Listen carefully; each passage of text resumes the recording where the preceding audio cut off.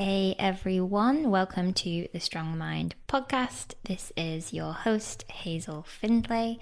In this episode, I sit down with climber, philosopher, essayist, author Francis Sanzaro, and we dig into kind of a tricky little concept, which is this concept of the ego. We kind of all know what we mean when we say the ego, but I think that often we think that the ego only arises in egotistical people. It's kind of more comfortable to think that the ego is a problem for other people. And I think that in delving into psychology and especially meditation, I've realized just how much my own ego shows up in my life, and it's really unfortunate when we're not aware of that. And of course, it shows up in climbing when we care about something as much as we do climbing, and we set goals and we get attached to them, and we compare ourselves to others, and we chase success. Of course, our ego is going to be connected to all of that and show up in the climbing context. It was really great to get his perspective because he is an expert in Zen, and he has written this amazing book, which I highly recommend, called The Zen of Climbing. And so, yeah, it was just interesting because he was coming at this topic from quite a different perspective, I think, than kind of like what we're used to in the climbing community. And I was kind of bringing maybe slightly more of like my own perspective as a coach, as an athlete, and then also just kind of like what I see as being common in the climbing community. Anyway, I really hope that you enjoy this conversation and you can take something useful from it. As always, thanks for listening.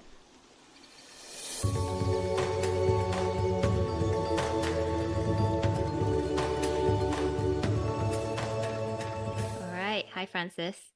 Hey Hazel, Welcome. how you doing? I'm good. How are you doing? I'm good.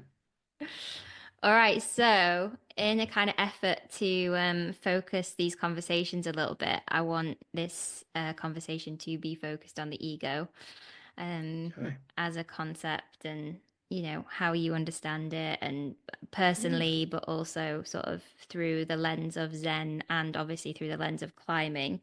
But before we get into that, it would be great if you could just sort of give us a little intro Hmm. and a little bit about who you are as a climber, and then also, do you call yourself a philosopher? Um, I get that title a lot, and that's yeah, that's legit. That's fine. Yeah, sure. Okay, cool. Sure. So yeah, as a climber and a philosopher and an author. Yeah. Okay. Thanks, Hazel. Well, thanks for having me. I am a huge fan of the emails I get from you.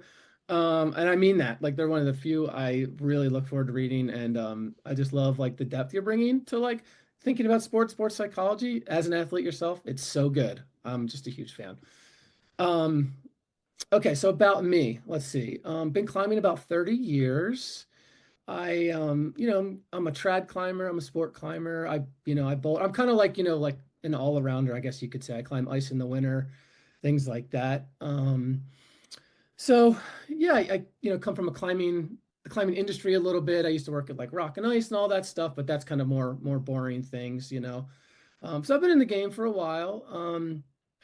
And let's see, I guess, I got into like, kind of thinking about sport and or, like maybe like a Zen mindset, since I think that's probably what we'll talk about. When I was really young, almost at the time I started climbing, I think I was like 14 or 15, where I kind of got introduced to like the Zen poets, especially like the mountain kind of sages.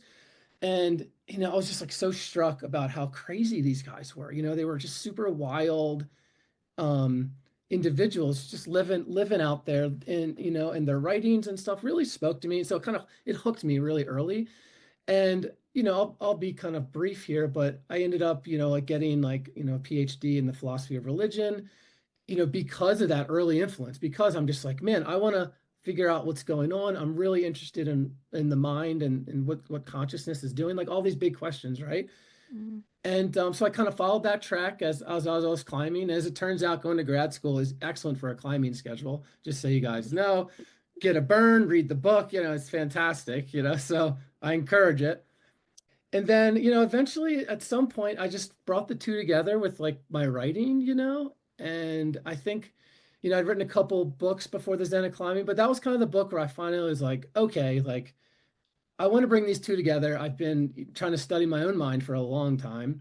Um, and like let's put that out into the climbing world. I'm a climber. I can speak from the inside a little bit. And so that's kind of, I guess, what led me to here today, I think, is that, I really, come to the sport, I think, with a lot of the assumptions that a lot of climbers have. I'm just like an ordinary person with, and I went through my life with the same kind of desires that all climbers have, and so I just tried to shed some light on that. And yeah, I don't know. Did I want me to That's dive good. double click on No, anything? Is that I'll fair? I'll I want you to double click on Yeah. Zen. Okay. Like, because I think that some people listening might just be like, you know, the only thing that they really know about Zen is that something to do with spirituality Ah, yeah, yeah. and Eastern stuff, and maybe it's religious, but maybe it's not. Hmm. I think a lot of people might be listening who are just like, what is that? So could you just like speak to us like we don't know anything? Copy that. Gotcha. Good point, by the way. Um, so there's a lot of things to take away, just like there's maybe a lot of people that practice like a certain religion in different ways. I never took Zen as a religious tradition at all. I took a fundamental message of Zen, which is also part of like a Buddhist tradition, which means your primary focus, should be to study your mind. It's not about belief in a thing. It's not about going to a practice. It's not about like doing any of the things. It's studying your own mind. And in that sense, Zen is just like fully human. It's not like, something you need to wear a robe, it's nothing like that. It's just like studying your mind and what's going on inside your mind. What's causing you like suffering, right? Like what's causing all your fucking anger and your frustration? Like what's going on there? Like really looking at it, not looking outside for a solution, but going inside. And so that's what I took from Zen at a real early age. And I feel like I just kind of, it's always been that constant thing of like, what's going on inside in Francis's brain? Why is it doing that? That's interesting. I should like dig into that. And that's like the basic premise, I would say, of any Buddhist system or Buddhist philosophy. So yeah, I hope maybe that unpacks it. But and so obviously I'll say a couple things. People associate maybe Zen with like a monastery or, like seated meditation or all of these things, all of these assumptions. It can be all of those things. Meditation is a way just to get to know your mind. As you know, mindfulness training, all this stuff comes out of these kind of like Asian spiritual traditions, of which, like Zen would be a part. And I guess the final thing I say is that Zen is kind of, it's pretty anarchic. Like it is very much opposed to kind of like using logic to solve your problems. It's very much kind of stripped down. It's not ornate. It's kind of just this basic premise that gets hammered over and over again, right? Like look inside your brain, look inside your mind. And that's not an easy thing to do, to be quite honest. It's a very difficult thing to do, but that's what I take away from it. And I think for all your listeners, that's what it is for me. So it's Hmm. kind of just part of my everyday life in that sense. Okay. So apart from kind of like, this sort of deep rooted kind of value in studying one's own mind, like Yeah. what does it look like day to day? So it's like you could say, okay, I'm committed to studying my own mind, but Yeah. like what's the difference between just saying that and then like living and breathing a Zen life? Great, great, great. Good example. I think the best way to probably answer that, Hazel, is maybe to just ground it in a real life example, maybe. So for instance, we talked before we started recording, is I have some kids that are climbers, right? And they're getting pretty good, and it's really exciting as a climber to see them climb, and I can see them getting excited and all that stuff. And when my son is, about to try something hard, I have to really like I look inside of like what's okay, what I can see myself excited. Like, okay, this is really cool. And I can see myself starting to get invested in his success, which is really bad because as a parent, anything that you start to like, they start to reject, number one. Number two, um, it's like, why am I getting, invested in his success? It's because I'm a climber. It's because maybe as a parent, if I have a son who does this cool thing, maybe that'll make me better, make me cooler or something. I can see like the architecture in my brain trying to get attached to his success. And so maybe a Zen practice is like, I see that going on, like, Francis, nice try there. No, this is his story. He's got to do his thing. You need to get yourself out of the way.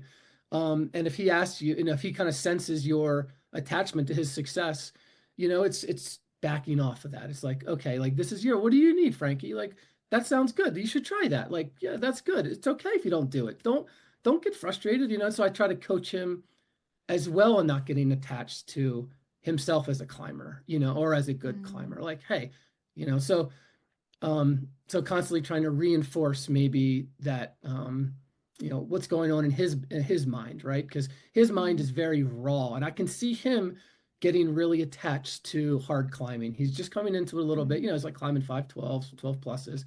He's just getting into it a little bit, and I can see him starting to equate his self-worth with these things. And so I really try Mm. to coach him like, hey, is that right? Does that feel right? What did that cause? That get you some frustration if you didn't do it? Yeah, I was like, why'd you get frustrated? He's like, because I thought I was going to do it. Well, that's interesting, like, and so on and so on. So Mhm. maybe those are just two examples of what it means in practice, right? Is to just figure out the way your brain's moving, the moves that it's making, and try to smooth out those edges. Because I'm a firm believer that, like all the ups and downs that we go through on a daily life, um, are pretty destructive to like a sense of peace. Mhm. And I don't think they're helpful nor really Mhm. necessary in the end. So yeah, Mhm. is Yeah. that yeah. Yeah, no, great example. That I feel like we could probably do a whole podcast on that, just for one example in a way. There's like so much there Yeah. to talk about. And actually it does kind of bring us on to the topic, right? Because in my Yeah. mind, what you're kind of the sort of the concept that you were like pointing towards in my head was the ego. I don't know, you on the same page as Mhm. that? So well, let's talk about what we each think of as the ego. But I in know my that's a good mind, question. Yeah. yeah, in my mind, I would say I take a broader sense of the term than maybe some people do who equate ego with egotistical. I just think of Mm. ego as a sense of self that we all have, that we're all attached to. And, what you were pointing at there when you kind of described getting attached to your son's successes is kind of like your ego coming into the equation, your sense of self, your sense of identity. Um, and when that comes up, we often it's sometimes accompanied by shame, right? Because Yeah, this that absolutely. it's always kind of like when we notice it, we're like, oh, I don't know if that's the best bits of me, or I don't know if that's what I want to bring to this like situation or relationship or whatever it is. So, um, yeah, what's your sense of ego? And are we kind of on the same page? Like, are we talking about the same thing? Yeah, that good call there, Hazel. I think we're exactly on the same page there. I think I would have to say, ego is kind of like the modulator, right? Of navigating environment, internal ups and downs. Like maybe there's a Freudian sense here of navigating id and superego.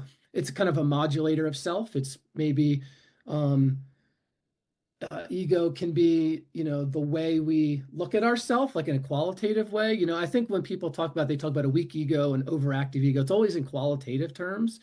But I don't just use ego in terms of like they're egotistical. I think that's a really Mm, it's kind of common parlance, but it's much more than that. That would mm-hmm, maybe inflated sense of self-worth is what I would call that, not just like an inflated ego, because in a lot of ways we have to have egos. Like we have to have mm-hmm, egos to survive. In order to talk to you, to have make sentences, I have to have a sense of who Francis is, what he's thinking, mm-hmm. and all of those things. So yeah, we're on the same page, I think there. Yep.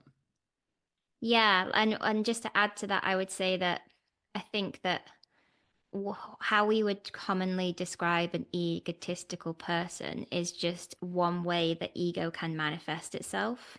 Whereas, like, someone who's like explicitly humble, in some ways, that's just another manifestation of their ego, but it's just like coming out in different ways, which I think can be confusing in a climbing context Yeah. because we think that that's not our ego, but it is because it's just that particular person's sense of identity and kind of what they're attached to is more like the kind of person who doesn't talk about their achievements, for whatever Yeah. reason, like that's what they've absorbed as being like a more revered kind of way of expressing yourself, if you know what I mean.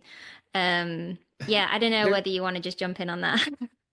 yeah, I mean, and I agree. I mean, full on, there's a lot of ego and humility and so-called the posturing of humility, or, that kind of that sense. But I think, I'm not sure that's exactly what you're saying, but I would agree with you. Even somebody who takes a stance towards themselves as I'm not that type of person, or I am this type of person. They're really, what they're doing is they're understanding, the kind of the libidos or the forces inside of themselves, and they're trying to align that with a certain vision, right? Um, and so anytime you're kind of, I would say, manufacturing something, out there, you're trading your ego. And your ego is really, so I mean, even take it in a somewhat different direction. Your ego is really like a it's like money, it's like coin, like it's something we trade out there in the world. 100%. That's why we have it, that's why we cultivate it, that's why we're scared to do certain things, or that's why we go towards others, right? Is because the marketplace of self, of ego, really trades on this type of interactions all the time. It's really, it's in our DNA, it's ancestral, it's evolutionary biology, right? Because I realize I need to do this for that person, so I'm going to set myself up in this kind of way, or I need to climb this type of thing because that will mean X, Y, and Z for me. Hopefully good things. And I need to avoid being this type of person, or I'm the type of person. So we're really trading our identities all the time that way. And it's constant. It's a constant evolving landscape of kind of like a marketplace of identity. That's just how the world works. I'm not saying it's really good or bad, but I think if we can Mm. see that really clearly, then we can be free of some of the impulses to just like really attach ourselves to these versions of these egos that we create. I'm not familiar with that like concept of kind of like trading or Hmm. like a marketplace. Like what's being swapped out there? Like when we give something, what are we getting in return? Yeah, yeah. So it's kind of something I'm working on with like a recent writing project. So it's kind of my own weird little metaphor. However, so let's think about it in terms of climbing, right? Let's maybe think about it in terms of trying to be a better climber. You know, we as climbers definitely try to position ourselves as an X, Y, and Z type of climber, and that is going to have certain effects, desired hope, effects on our lives. Maybe we're a pro climber and trying to get more money, notoriety. Maybe we're a beginner level climber trying to do X, Y, and Z. Um, Maybe it's even as simple as we're at the crag and we don't want to try our project because we're going to fall in front of a crowd. And we don't want to be seen as the kind of person that falls on a 12A or an 11A. Like, we don't want to be seen as that person because that's going to, we're going to have a bit of our self currency traded out in a negative way. Like, our value is going to go down. And I think that's what we do on a constant basis all the time. I think we're constantly trading our self-worth and our value and making decisions based on that. And for me, that's like a zero-sum game. It's a really ineffective game because what it does, it puts your like satisfaction levels on these things that are constantly changing. I mean, if you put your self-worth into terms of like a grade you climb, for instance, um, that only has value in relation to what other people can do, right? I mean, the only reason, like, man, if I do this 12A, I'm going to be a badass. If I do this 30, the only way that's important is because everyone else has told you that that's obviously something of value. But in and of itself, it means nothing. Like there's no meaning to it. Like we have to invent this meaning. And so we trade ourselves up and against this type of thing. And something I wrote for you, which was an example, like imagine before we all climbed, I would say at some point, even before we climbed or just started, we really didn't know how to invest ourselves in these things. And take just like a random activity of like throwing, I don't know, a tennis ball at a tree, like in the backyard, right? I want to tell you, go do that, and I'm going to tell you to hit the tree 3 times. And let's say you only hit it once. You're not going to feel like an inadequate person if you just hit it once because you don't care. It's a stupid fucking game, right? Like, why would I care about hitting this tree? What are you doing? Like, I don't care. Like, whatever. I'm gonna go do something else. That's like what climbing is at first, and then later it becomes something where if I don't hit the thing, I'm a bad person. I'm a failure, right? But it's the same game. We just need to see that really clear how it comes to be that we invest so much of our sense of self in this kind of game, which is also like a marketplace in a sense. So someone might be listening to this and be Yeah, like, yeah, but isn't it good that I care about climbing? Isn't it good that climbing's meaningful for me? Um, you know, that's why I love it too. And of course I'm going to be invested in it yeah, because I am, and I actually like the fact that I'm invested in it. yeah. That's a good one. I would say so. One thing the book talks a lot about is like what we invest in, and I don't think it's really possible to not invest in anything. Like I'm super invested in my kids, and I'm invested, and that's normal and that's good, and I would say that's a healthy thing. What I think is we get invested in just the wrong things, you know. Um, what we want to get invested in my opinion, is trying to be a better climber, um, trying to make better decisions on the wall, right? Trying to have a mindset that allows us to be free, that we're unattached to certain types of mindsets. Because, you know, one thing I, kind of learned when I was, doing a lot of the research for the book was that, I would listen to a lot of like top coaches, like coaches like yourself, maybe working with athletes all the time. And especially, I looked at a lot of like the NFL, NBA, just top coaches working with like, very recognizable athletes. And, almost across the board, these athletes said they really wanted to be driven by internal motivation. They want to have internal motivation, which means they wanted to be driven by just a pure love for that sport. And all of them saw that they weren't always driven by the love of the sport. They were oftentimes driven by external motivations, trying to win this, trying to win that.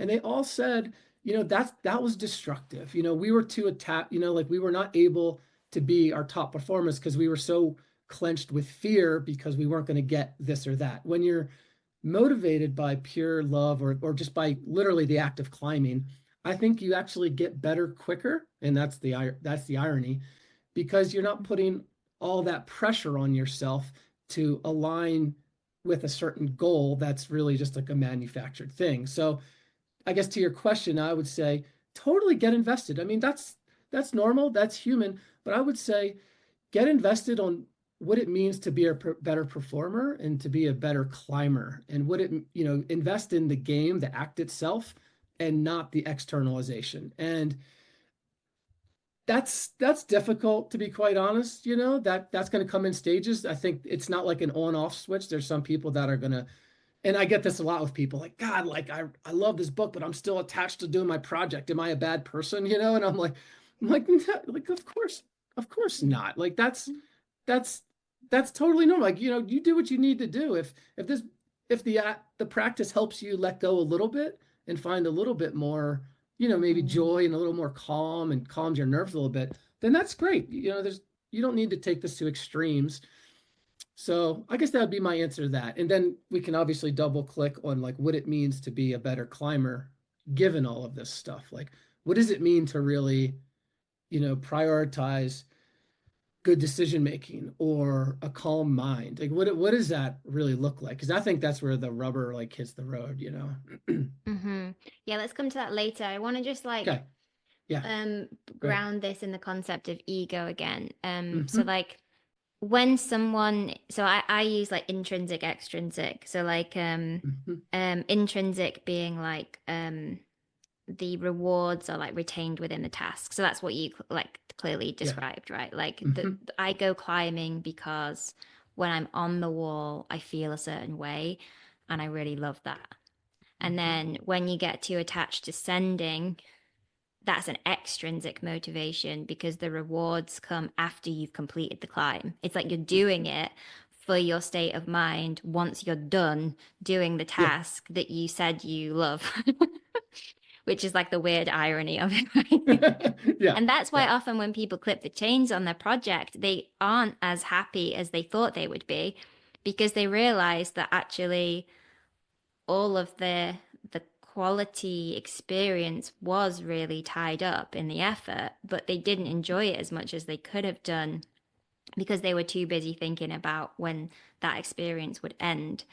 Um, so to bring this back to ego, like, is that the ego that's causing people to be more extrinsically motivated, to care more about, um, having done the thing rather than doing the thing being climbing? Yeah, so I would say that what you're doing there is the ego wraps around itself values, and it comes to life in a lot of ways through these values. Like in itself, it's just kind of a placeholder. It's a mechanism, I would say. It's like an unpainted car, like it kind of needs some paint.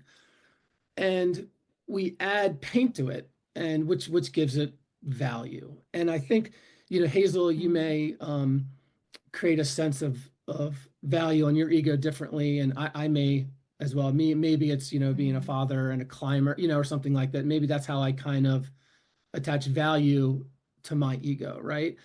Mm. And so I think what's happening in this particular example is that the ego is setting itself up a vision of a future self. Mm. And what's happening is it's trying to align with that future self. Because in almost all these instances, these desires to achieve these external goals, when you really look under the hood, I think what you find is that they're related to like a fantasy of being a different person at the end of it, or you're going to feel a different way, and you're going to have this better experience, and therefore, I don't know, you're going to be changed in some capacity. I mean, that's why we chase, right? We chase because we think there's a reward. And like you said, there's no, when you talk to like, you Michael Phelps, there's no reward at the end of 25 gold medals. He was just as depressed as anybody.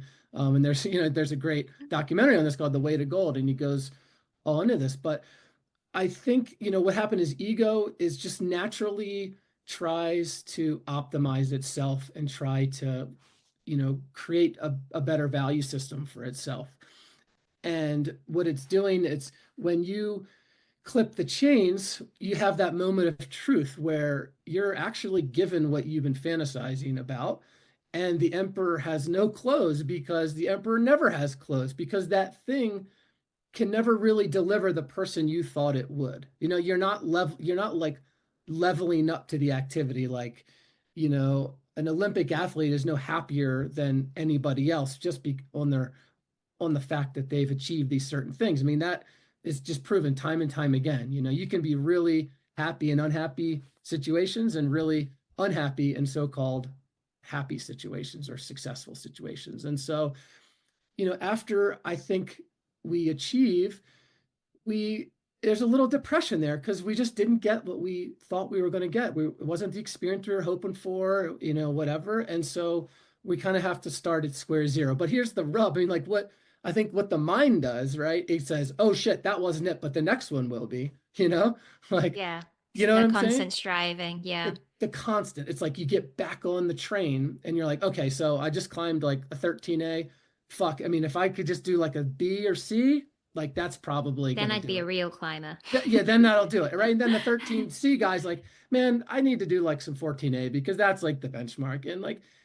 And so you chase. But what's under the hood is these like strange fantasies that we create of kind of what we think we're going to be. And so the ego kind of wraps itself in this future version of the self. And but it's just never there. I thought it would be there. Like, I'm a super type A like achiever. I thought when I first did like a 14A that I would be all of a sudden this type of person. Definitely wasn't. When I first like wrote a first book, I was like, man, I've always wanted to be an author. I had this image of myself as like an author. I'd be like, this would be it, like fucking A, Yeah. Nothing changed. I'm the same exact person. Um, There's no place where you arrive. I think kind of like the way that you know that captures it for me is that we think that there's a place of arrival, don't we? Where like then I'll be sort of happy with myself. One yep. pushback on that though is just like from personal experience where Hmm. and this is more just about goal setting. Yeah, yeah, And great. I would say that like that I think there is value in the goal and the Hmm. goal setting. And I think that there's in some ways we can use setting goals in climbing to learn about our own egos because it will inevitably show up like in every single climbing goal I've set. I mean, to some extent your ego's always there, right? But I think it it shows up in maybe a slightly uglier way when we set goals. Hmm.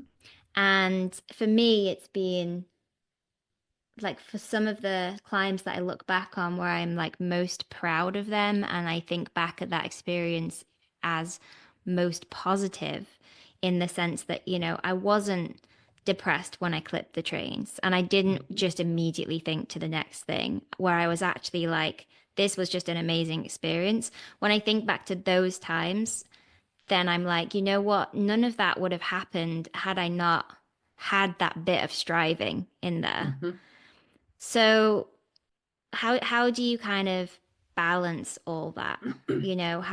How can we kind of set goals and be ambitious humans Hmm. and learn from those experiences while also using it as like a practice to maybe try and let go a little bit too. Yeah, that's an awesome question. So I would definitely never say that goals are like a dirty word, They're not a dirty word for me.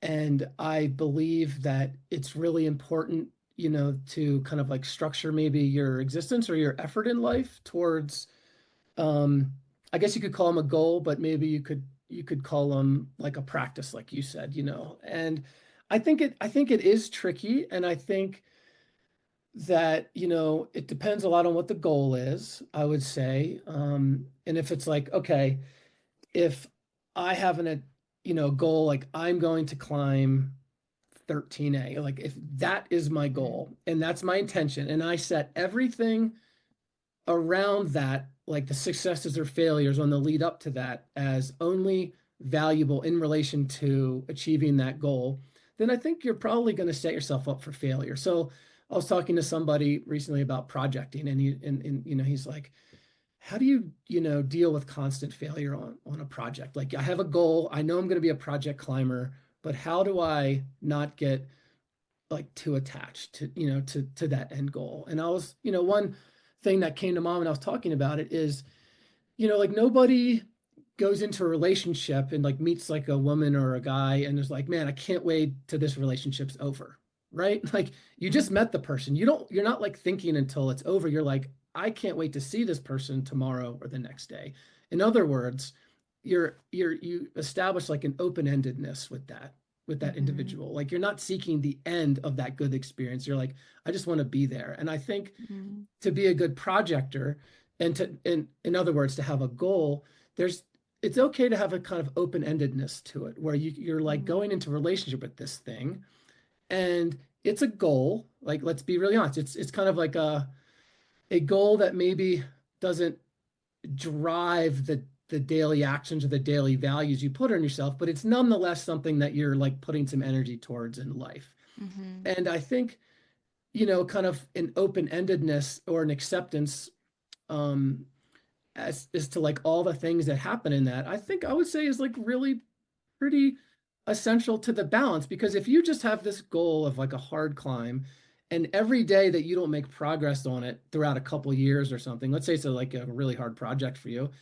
and you're just beating yourself up like, man, this fucking shitty experience, I had made no progress, whatever, is that a healthy way to treat that goal? I mean, I would argue, no, there's no, you're just too attached to the end, and you're judging every single thing on the way to that goal as good or bad. And so that to me is where it gets destructive. Um, but you mentioned ambition, and that's a little trickier. That's a sticky one. And ambition, I would say I have like a little bit more problem with, because it feels a little bit more aggressive, like ego assertive, right? I Mm, I am ambitious, like in other words, Francis is the type of person to do X, Y, and Z. mm, And I found that I can actually climb better with more fluidity in life and in my relationships when I let go of that ambition, right? mm, When I'm stopped trying to take control of all these situations, and I'm able to kind of use the mind that I want, kind of apply the right mind. I found that life is a lot more fluid. There's a lot more peace there. There's a lot more peace in my climbing. And so, ambition can get, I don't know, it feels like you're asserting your will too much on the world. And I feel like the world typically doesn't respond well to that. Like yeah, I like that. in my experience, like it's just gonna frustrate you and just push back.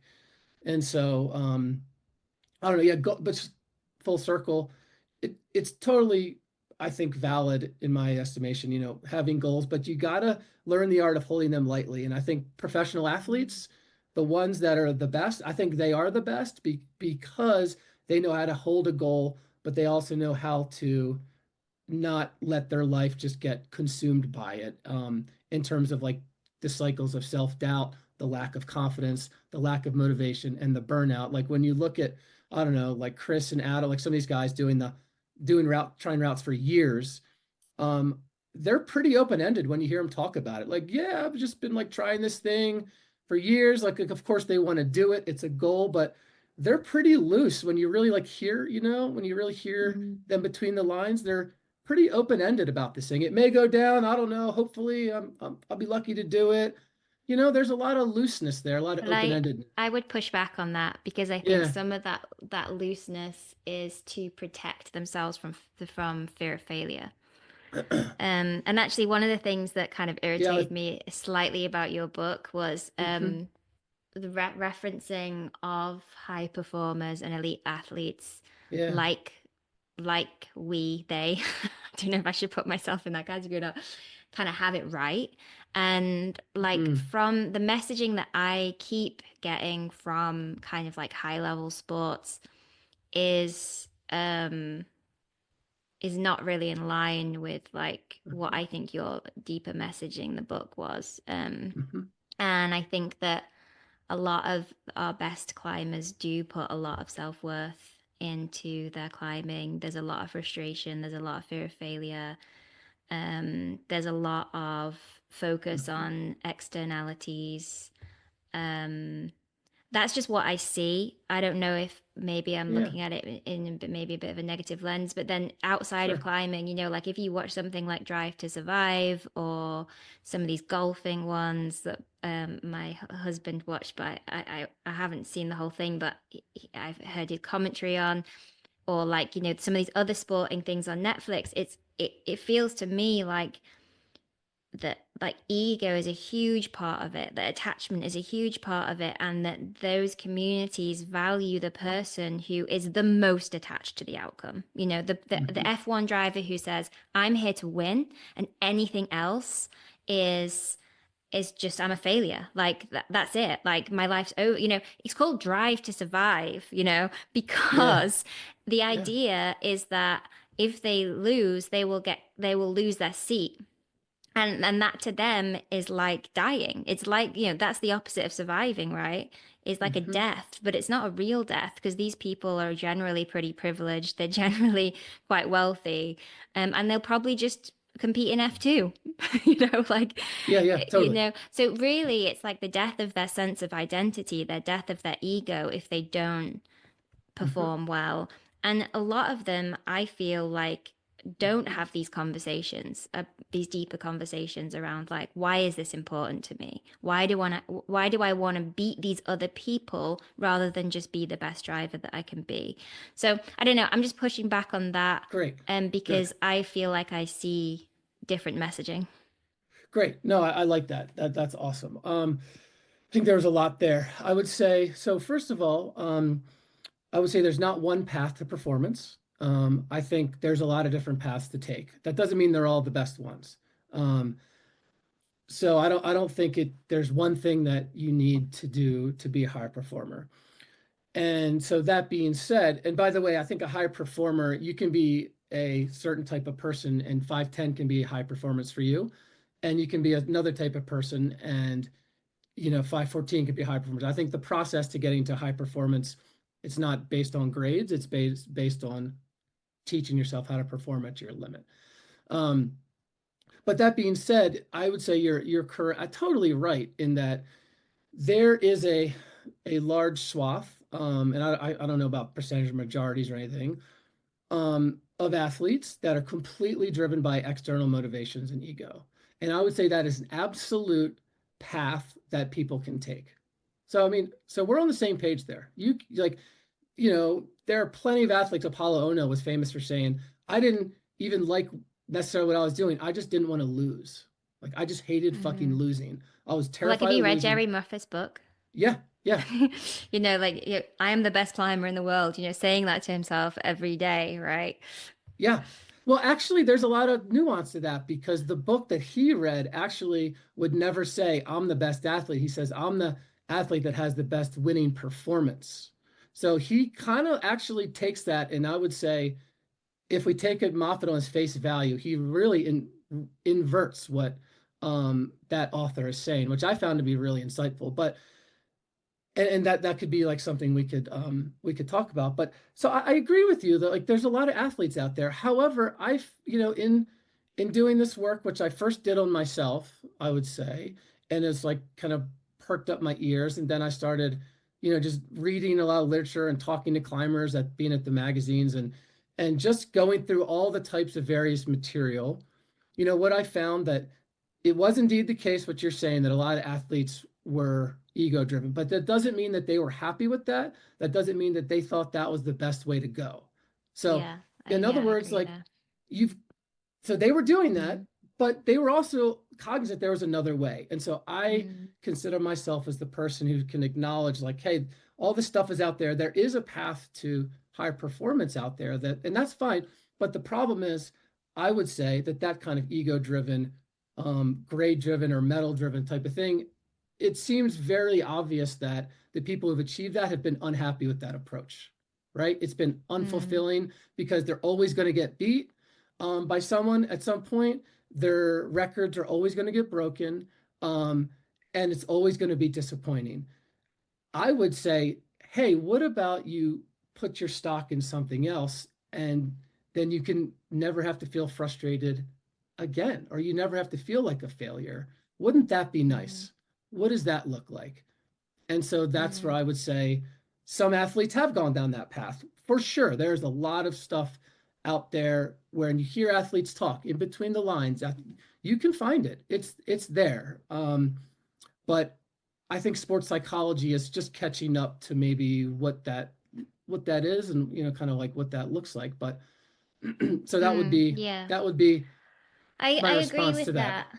Yeah, and I would just add that the reality is that each of us is has both of those paths probably in us, and finds ourselves on the more ego-y side of things sometimes, and then the more Totally. you know and yeah, I mean, being just a little bit black and white with it, aren't we? But the reality is that we're complex. But I guess what I would say is, like, Yeah. I feel like the values and the messaging we get from our community has not caught up to the idea that that might not be the right way to go. And but given that, I think that the climate community is a lot better than some of these other communities, which is weird when you think, okay, something like F1, you'd think that given the amount of money and how big an industry it is, they might have maybe put effort into, what kind of sports psychological interventions work. Hmm. And a lot of those drivers don't even have a sports psychologist. They don't even have Yeah. people that help them with that stuff. So it's weird how, in some ways, those those sports are kind of behind the times. Um, and I think, but the reason I'm harking on about this kind of messaging is that I feel that it's Right. very difficult for people to go, okay, well, I want to be more intrinsically motivated. I want to like climb more for Yeah. the joy of the experience. And Hmm. this is what happens when people come and do our courses, is that they're like, yeah, I want that and I understand that, but everyone around me just keeps valuing me based on what I've sent. And a Yeah. classic example of that is like when you come back from the crag and you go to the pub or you go to the climbing gym or whatever, and Yeah. someone's like, "Hey guys, what did you do? Did you send your Yeah. project?" Um, and so we keep like every time we try to do, or some of us are trying to do some of this work, we are then getting this messaging that our community doesn't value the fact that you had a really great time, but you didn't send your project. They mostly just want to Yeah. hear that and so when I think about sort of ego, I also think about status. I think about reputation. Yeah. I think about fear of losing our perceived sense of reputation in a group. And I think that in some ways that's why we have an ego, is kind of to protect our status within a group with like tribal creatures, right? Yeah. Yeah. And within our group of climbing, status and grades and how hard you climb are very much intertwined. Hmm. And so yeah, I guess someone listen to this. How would you advise someone to help them loosen the ego and to invest more in kind of those intrinsic motivators when that's not the messaging that they get from their group?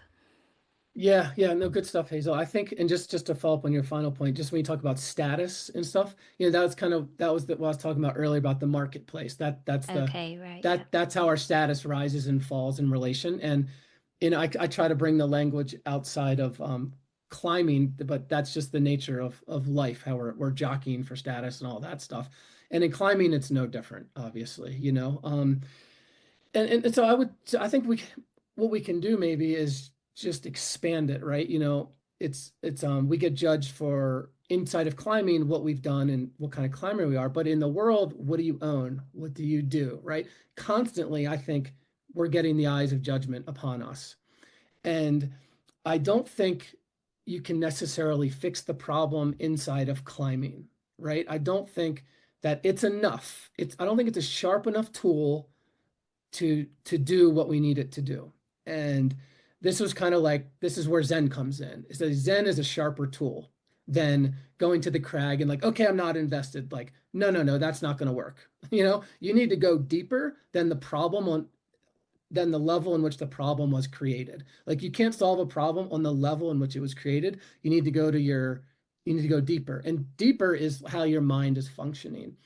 And so what I found, and this is just anecdotally, right? What I found in my life was that the more I took this practice outside of climbing, the more it loosened up inside of climbing, but also inside of life, right? Inside of like people judging me. And it's like now it's like, if they want to judge me as this kind of climber, that's on them. Like I feel pretty inoculated against that. Or if they want to judge me because I don't live in a mansion, that's really their problem. And I can feel those eyes, I can feel that judgment from the world, but that doesn't hit me anymore, right? It doesn't attach. It doesn't get me. I can see the feelings Well, it there. hurts, right? It hurts. I think maybe we can speak to that is Yeah. Yeah, hurt. when That's a you good one. haven't done that work, there's a kind of pain to it, right? Like we all know that like feeling of having our egos bruised. It's that feeling you get, when you embarrass yourself or Yeah. like when Yeah. someone says something and it just like cuts, to your deepest insecurities, right? It's a kind of pain. Yeah. Um, and Yeah. like, yeah, like talk more about that process of inoculation, you know? Hmm. Yeah. Yeah, no, that's good. It is a pain. It is visceral and it does hurt. And I think you can use your pain as a guide because your pain tells you what you're stuck on. Like Yeah. clearly, like, your pain is telling you, oh, you're like attached to that. You didn't do that thing. You didn't, that Mm. person judged you. Your pain is telling you where you're vulnerable every time. So, um, I guess, I mean, this maybe comes into some of the, things I've like been going through personally, and we don't have to dwell on this, but like, recently having lost both my parents, I realized that I had a lot of suffering, going on, and there was a lot of pain. Like um, Francis felt gypped. He felt, sad that his kids weren't going to have their grandparents. He felt anger. He felt a lot of these things, and what I realized was that um, that was really destructive. That was not a necessary thing. Like I couldn't survive with those type of feelings constantly. It was just too Mm. painful. And so at a point in my life, I literally had a tipping point, and I was almost finished with this, starting this Zen book at the time, and I finally realized, like, in order to survive this, I needed to really not let those thoughts interface or not those thoughts get to me. Like I needed to get rid of that pain because it was gonna do me over. And so I did a lot of work on that. And that's putting it mildly, maybe. But I got to a place where I could calm those voices. Those voices, I could hear them talking to me, but they weren't causing the same pain. And I wasn't enslaved Mm. to the pain like I would have been earlier. And I think being able to see these voices, like you say, like I'm not good enough, like when you're feeling like that judged, what that immediately does is activates a voice in you, and if you're careful enough you can see that voice very clearly, that voice of self-criticism, like, oh yeah, they're right, like I'm not that good. Or you overreact and you try to try to like Get overpower defensive. that feeling. Yeah, yeah, exactly, you compensate or something. And, to be able to see those voices, I think, is the first step. And that's where meditation or a practice where you're really studying your mind enables you to see that theater of your brain really clearly and with sobriety. And it's not easy to do, it's really hard, it's painful. But what it does, it separates you from the pain. You're like, I'm Mm-hmm. not feeling pain. Like the pain's coming at me, but like I don't have to indulge it. Like I don't have to feel like a failure just because these judging eyes are trying to tell me to feel like a failure. It doesn't mean I have to feel like a failure. Or just because I don't do this route, like most people think if they don't do a route, they feel like a failure. No, you don't. Like there's no correlation between not doing something and feeling like a failure. Failure happened. Like we're athletes, right? It's fucking hard. It's just fitting it's out of your control. But we automatically go to like feeling like a failure, feeling that pain as a result. And you don't have to link those two, just as you don't have to link somebody judging you and this kind of status jockeying to those hard feelings. I mean, that's your small mind that's really trying to protect your ego, right? And, protect your sense of value because it's getting threatened. And if you stop identifying with that certain type of value, if you can really get that out of the way, the pain's Mm. not there. It's just gone. It just evaporates. Mm-hmm. And it just evaporates. But that's why I say climbing isn't a sharp enough tool, I would say, to really get that work done. You got to do some deeper work. Yeah, Yeah, I would say that that is my experience too. Like, yeah, I did a philosophy degree, but it should have been called Western philosophy because yeah, yeah, yeah. we didn't study any Eastern philosophy. And it was all very much like in the realm of, just a battle of ideas, really, and Hmm. not like a practice. And so I kind of thought of myself as being like self-reflective, and on some level I was, but it wasn't until I did had my first experience of meditation in 2015 Mm. that I realized, and I really like the way you put the theater of your mind, like because that's Hmm. really what came up for me. Like oh my God, my mind is just like spewing these It's crazy. theatrics, and at the center of it was my ego. I'd be like sat in the meditation hall and my mind would be creating stories around what I was going to tell people when I finished the meditation course, how I was going to, Right. how that, and then I was like, that's what are you doing? Like, why are you creating these stories Yeah, about what's happening? yourself, so that you can come across as someone that you have decided is like someone who looks good or like is good or someone who's interesting or like, and I guess I quite like the phrase Mm, narrative self as well. It's like the mm, stories that we create about ourselves are like come from the ego or like synonymous with the ego. And yeah, just doing that Vipassana for me was like, it totally like, yeah, it just changed the way I saw my mind basically because it was my first real kind of like looking under the bonnet. It's like I yeah. kind of was looking under the bonnet, but like not in this like way. Like for me, Vipassana was a very sharp tool. I think mostly because you just left with your own mind for like 10 days and Yeah. you taught to how to look at it. Um, but yeah, like maybe we can think about is meditation the only kind of way to look at the mind? And if someone doesn't want to kind of go down that road, Yeah. like what would you suggest to someone to like help notice? Because really, until you notice when your ego comes up, it's really hard to do anything about it, right? That's like the You're so first right. thing. And in You're so some right. ways, it's like 90% of the job is done when you notice it because it's Yep. stupid. It's just 90% of the like work is done when you notice it. That's right. That's so right. because Totally. I feel like when I go to the crag now, like sometimes it will come up of like, oh, there's people here and I may fall off the warm up, and then I'm like, ego. It's kind of Yeah. funny now, and then that helps guide my decision making a lot of the time because I'm like, okay, then that would be good. That would be good if I fell off the warm up because my ego Yeah. needs to feel that because that's training. That's kind of like fingerboarding. Um, but some people aren't ready for that. Some of the people who come through our courses, that would be too rough an experience for them, Mm-hmm. and it has to be more incremental. So like, Mm-hmm. what are the tools that we're using here? How do we notice? And like, what would you suggest to someone who's like, I don't want to do a 10-day Vipassana or go into it would be a life of Zen life or whatever? I know, totally. And I've never done, just for the record, a meditation retreat in my life. I've never visited I've never attended a single Zen ritual in my entire life, just Interesting. so I'm like your average person that way.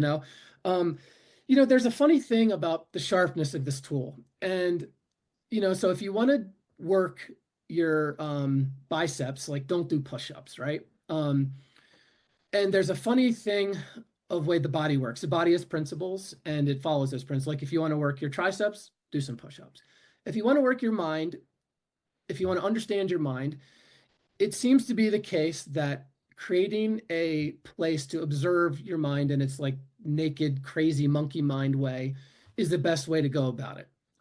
Doesn't have to be a seated formal practice, but you do need some time to give yourself where you say, I'm going to spend some time thinking about, not thinking, or Observing. figuring out what my mind did today or what it's doing Mm, now. And the reason why I think Buddhists landed on meditation is quite obvious because it's a quiet, controlled environment where you can just see, like, it's a very distilled thing. It's like under the microscope. So there's a lot of ways. I think like maybe the average, an easy way is okay, like at the end of every day, figure out what really like triggered you or what created the highest emotion in you. Okay, so maybe it could be frustration when my son like kicked the soccer ball and broke the window or something like that. Or it could be mm, when I got an email from a dickhead coworker and that like triggered me. Um, Figure mm, out what are those highs. Um, mm, and just figure out, okay, like why'd you react to that? Like, oh, okay, I mm, got pissed because that coworker, I felt like they were not respecting me. Well, that's interesting. Like, what about why is that a problem? Well, I should be mm, respected, right? Because I'm X. mm, Well, that's interesting. Why do you feel entitled? And so Mm, that's another type of, I would say, what you'd call an analytical meditation that is can be really helpful. mhm, Um, I think another one, again, these are just like smaller tips that would be outside of maybe like a meditative practice, would be, practicing non-reaction is really key. mhm, I think we're so reactive all the time. mhm, And one thing that, my practice has taught me is to just not be so reactive. Like, so for instance, if somebody, Francis in his 20s, if somebody's like come up to me and like, dude, like what the, something like that, I would just immediately kind of, you know, perk up a little bit and be like, what do you talk? Like, I would get a little bit more, I wouldn't be violent, but I would be like, I would have a calm sense of mind, you mm, know? So now it's like, okay, if somebody does something or says something, I'm like, that's interesting. Like, and I mm, kind of study my reaction and realize I don't have to be my reaction. I don't have to be that way. I don't have to be upset if someone dumps their shit on me, or I don't have to be happy that someone said, dude, you're a pretty badass dude. Like, wow, that's impressive. It goes the same way. Like, I don't indulge the good either. Like, if someone's like, man, mm, I'm so impressed with like, you did that. That was so amazing. Part of my mind wants to be like, oh, yeah, fuck yeah, you're amazing. Like, yeah, you are. You should think mm, that. But that's the problem. If you indulge the highs, you are going to indulge the lows in equal measure. mhm, It's just the way it works, right? And because you've opened yourself up to these valuations and you've created a sense of worth based on all those up and downs. So maybe that's another thing is when you see yourself getting really proud of yourself for something or an achievement mm, that you've done, let it go. Don't indulge it. And I advise people this with their climbing. Like, as soon as you clip the chains on a project, feel good about it. Be like, hell yeah, go home, like get drunk or something, have some fun, but forget about it real quick. Um, but what because if you what if it yeah, was like I don't know. There's a part of me that wants to push back on that. yeah, great. No, Um, no, do.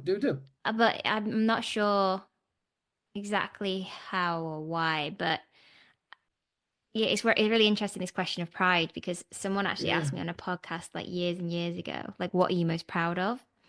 And it was when I was in like my quite like sort of exploring meditation and these ideas, and I was Mm, like, I don't know if pride's a good thing to feel, kind of what you're saying. yeah. But then recently I'm like, hang on, but why? Like, why if we're proud because, we climbed a certain grade or we did something compared to someone else or blah blah blah blah, blah, then, you can see why that could be destructive, right?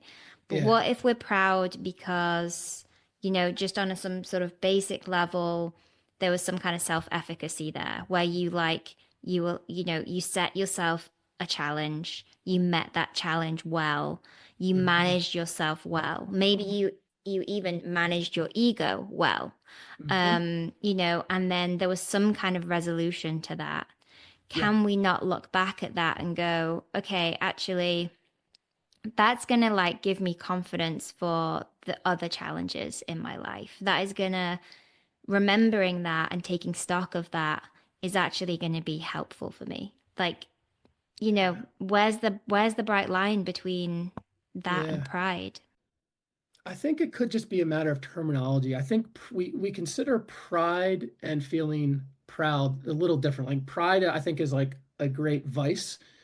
Being proud is maybe a little different. Like Mm, I would say that pride, the way I think it's commonly understood, is you feel pride that you accomplished this goal, right? That this individual like achieved this one thing.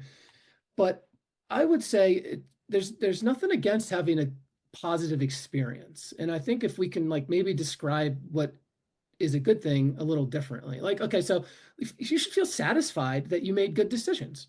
Um, when I'm with my son and he's like, whatever, and I hold back and I don't give any of my input, I'm like, yeah, like I did a good job on that, right? mm, I'm not boastful. I don't feel a sense of pride, but I feel like what I did is I executed on right action and maybe right speech and kind of right temperament towards him. Um, and so I wouldn't say it's a sense of pride, like in the sense that I am now better or worse in relation, but a sense of contentment, I think is good. And I think it's okay to seek out those moments um that feel good. There's good positive experiences that are not the same as pride or feeling proud, but feeling a sense of accomplishment, I think is okay too, in a certain Mm, sense. It's just a matter of what are you feeling accomplished about? Are you accomplished that mm, you got up there and you made good decisions and you felt like you performed well? You may not have done it, but you still made good decisions, you gave your best effort. You should feel accomplished about that. mm, And that's okay. And it's like, it's just like an experience that you're having. And I think that's okay to have positive experience because I think the whole purpose of this is not to feel anything, right? It's not like Zen is after a place where there's no feelings and you're not feeling anything. I think that actually gets really thrown out there in the mix. Like Zen, it means you have no feelings. It just means you're super mm, whatever. That's not the case at all. In fact, quite the opposite. The more I practice, the deeper I feel all the time. Like I feel at such a mm. deeper level now than I ever have in my life. It's like I live in a different world than I lived in my 20s, And And sorry, just speak to that a bit more. Is that because you have greater awareness of those feelings, or because you feel you're experiencing the quality of those feelings is better because it's more like just the joy of everything rather than the more destructive feelings. yeah, good question. I would say it's because the experience is arriving with less blockages in the way. And you could liken it like this, like if I said, Hazel, go into a room and count all the white things. And you're like, all right, I went in, there's a white lamp, there's a white tree, and like all, whatever. And then you come out and I say, or whatever, and I say, no, what are the black things? You're like, well, I wasn't supposed to count the black Mm, things. You said just count the white ones. And I think experiences like that, when we're seeing through the guise of our egos, all we see is what the ego wants and needs to make mm, itself better. Like our experiences are so limited. And that's what I mean by blockages. They're mm, just filtered through what we want. And when mm, you get those things out of the way, the world really opens up in a new way. And you feel deeper because it's a broader range, I guess, mildly put. So that's kind of what I mean there. Like, I feel that when I'm outside and when I'm with people or with my kids now, it's like I'm less seeking and grasping, and I'm more letting it come to me, and it comes to you with such a fullness that's it's profound. It's the reason why some of these traditions exist. So they're like pointing to you. You're like, there it is.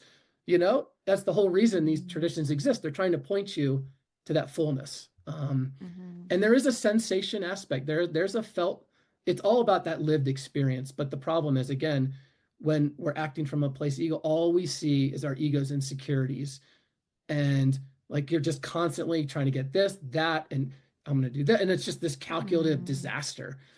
And when you remove that, that's what the Taoists talk about. That's the flow of life, right? That's what the Lao Tzu is. That's the only thing he's talking about is that flow, letting, non-reacting, letting things come to you. And my experience has proven that that's a real thing, I guess, that there's something there, something tangible. You may not have like those euphorias of the highs where you're just like, like yeah, you just feel so whatever, but you also don't have the lows. And in that middle is a real deep sense of contentment, I think. Yeah, or I feel so. mm. Yeah. Cool, I like that. So one thing that someone might be thinking here is like, oh, that sounds really nice, but like, would we have all of these discoveries and Mhm. inventions and like people doing amazing things if we didn't have that kind of like ego-y shadow side? Like, isn't there Mm. some kind of good that comes from people kind of being driven in this sort of semi self-destructive way that's probably not aligned with their well-being, but like, you know what, we don't care because they invented, the light bulb or whatever. Yeah, I mean that's a big one. It's kind of like the basis of Western civilization, right? Since the Enlightenment is just like seek, invent, go, build, be better, and I guess I can answer that on a couple levels. So yeah, to be really clear, yes, you're right. I think that that drive to invent, to better, to optimize, to create, to go to the stars, to go to the moon, a lot of that stuff is driven by kind of an optimization type of mindset. and, achievement-based mindset. And that's fully true. Um, and I don't know if I have really a critique on that other than I think we have all of these type of drives inside of us, like you said earlier. Like we all have that mentality, the same mentality that's kind of creating the feverish pitch of the Western world. We have that, but we also have the part inside of us that really wants peace, right? Maybe that wants a sense of contentment, that doesn't want to be, that wants kind of a stable place to live. And I think we have to figure out how to navigate those. And so it's probably individual for each person as to what you indulge on a daily basis, maybe something like that. Um, but I would say in our world, we're pretty lopsided. Like it's so much Mm. focused towards optimization, producing more, getting more, accumulation. And we think that all of this stuff is going to lead to a better experience and a better version of ourselves. I mean, that's why Mm. it gets done. And this is our brain telling us, like our brain literally adapted to look over the hills, to adapt and to keep going. Like that's Yeah. the brain is like they say, it's a predictive machine. And one reason it's trying to predict is trying to find a better scenario for us to survive. So it's constantly seeking and Mm. inventing. And that's a property of the brain. That's property of our ancestral heritage, but it doesn't mean it's working today for us all the time. That doesn't mean that Mm. that's the best way to go about it. That's what our brain does, but our brain also um, wants French fries every day, right? Because it's Mm. fat and it's salt, and our ancestors really fucking needed fat and salt. That's the reason we crave that kind of food. So our brain Mm. is like hijacked, you know, by Mhm. its own tendencies. That doesn't mean they're good, right? It's not Mm. good to eat that stuff, but that's a natural desire of the brain, just like the natural desire is to optimize achievement stuff. But that doesn't mean it needs to work like that. Mm. There's totally other ways to kind of modulate that where we're just not, on that constant rat race. Because I think, like we're finally come to terms with this in the West, maybe, is, accumulation and all this stuff. I think we're finally realizing that, it just doesn't lead to a better future or a better version of ourselves. Like the bigger house, Mm. I live near Aspen. Like there's so much fucking wealth. Everyone Mm. has everything. And I can tell Mm. you, it's some of the most disgruntled people you'll ever meet, Mhm. Yeah. Um, and I know a lot of top climbers as well. Like I know a lot of people that are high achievers, and I can tell you, like, there's no rainbow at the end of that tunnel. So, Mhm. Yeah. um, Yeah, yeah. no, I like that take. All right, we're coming near the end now, but I want to just I mean, there's so many things I'm going to, but I'd love you to describe, what it feels like to climb when your ego is there versus without. Like, can you give us just good description of that? Yeah, yeah. Um, I think when your ego's fully there when you're trying to climb, you feel a sense of nerves and franticness to get ahead of yourself, to to not be where you are because you're chasing the chains, your brain is on top, but typically you left your body behind to do the crux. And I think because your ego's up high and your body's just trying to follow suit. And when you climb like that, you tend to have a lot of lapses in attention because your attention is elsewhere. You botch your beta, you mess up your sequence, you shake, you have you fall, you have a fear of falling that's maybe more pronounced than usual. Your heart rate can't calm down and you get stuck and it's hard to release from that. And we all go through that. It's difficult. That work can usually not be done right before you climb. It usually takes a lot of work to get to a place where you're like, okay, I'm going to carry this through. um, I wouldn't say it's possible to climb without ego. What I would say it's possible to climb with a mind that's free, where you can adopt any mindset that you need. And a good, for example, is okay, like, climbing contains, I would say, to be a really good climber, you have to be able to tap into a lot of different types of mindsets. You have to have try hard, you have to have relax real quick. You have to have you might get into a panic, but you have to reset. You may have to, really exert, but then you may have to climb really smooth. And each climb really contains all of these type of mindsets. And that's why I'm a big fan of like a no mindset, because if you're locked into one mindset, such as I can do this, like I Mm. can do this, then you're just locked in and you're not realizing that that's probably not the mindset you need. You may need that for like a section, but that's not really going to help you. You're going to overcompensate with that mindset. You maybe rush. And so I think, what it means maybe for me to like ideally climb is to have a sense of freedom, and to be able to go in and out, have some self-aware, to be able to focus in and come out. And that to me is free. And I think when you do that, you'll find that you're less at the whims of all this stuff, and you're able to like really encounter obstacles like with a lot of clarity and a lot of fluidity. Like you're not as what do you call it? Rigid. Ruffled. Yeah, yeah, yeah. Yeah. You're not ruffled by things. Climbers are so upset by bad conditions when things go wrong, whatever, Mm. whatever.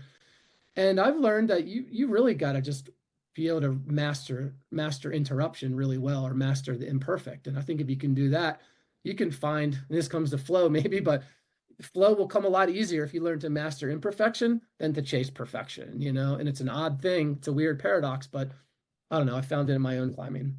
Mm. It's interesting you said that you couldn't climb without ego because my intuition's different, and I would say that Yeah, okay.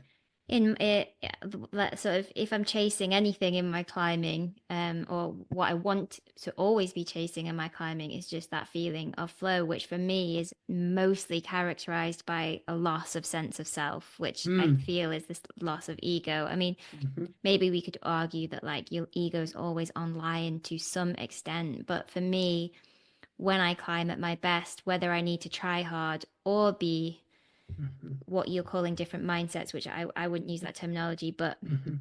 that sort of different climbs require different approaches, maybe super effortful, maybe more relaxed. Um, but for me, it's like if I'm in flow, my body can meet the demands of that climb. Not perfectly, but um, as best as possible, as efficiently as possible, I suppose. And in that state, I feel quite selfless, like I all sense of like myself as being a thing that's potentially perceived or could potentially suffer in the future or any of that just completely drops away and I just feel like I'm a body climbing and Mhm. that is very freeing. And I think Mhm. it's completely the reason why I climb because I've not really been able to find that.